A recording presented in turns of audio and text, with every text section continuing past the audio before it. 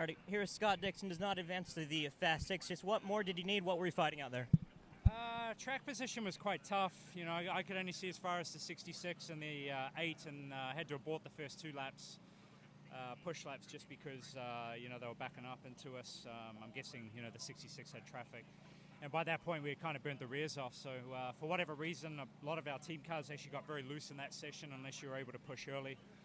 And then we had a problem with the switch on regen. Every time, for whatever reason, going into 2 and then 7, I would select the regen and lose a bunch of power on the exit of those corners. So just a messy session. The car's good, it's fast.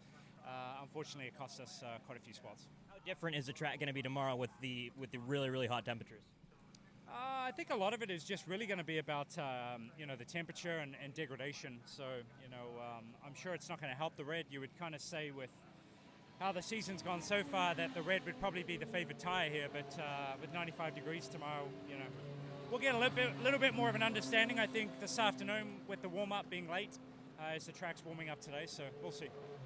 All right, so one final thing I wanted to talk to you about. Well, 2 things, actually. First of all, you're nominated for the Hall of Fame. May take you more than a year or 2. Sometimes it does that. But being named one of the 75 greatest drivers in NASCAR history, out of the hundreds, probably a couple of thousand people who've raced in NASCAR in the top 3 levels, what did that mean to you?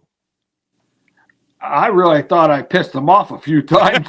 Well, I know you did that. But yeah, I know. So you're not alone in that. Yeah, I was quite surprised and very honored. You know, I mean, that's no small task, and it's just you don't go into it when you're 18, because I had to wait till I was 18 to start. You know, I never thought I was going to be in the Hall of Fame. You know, and then growing up, you see the guys.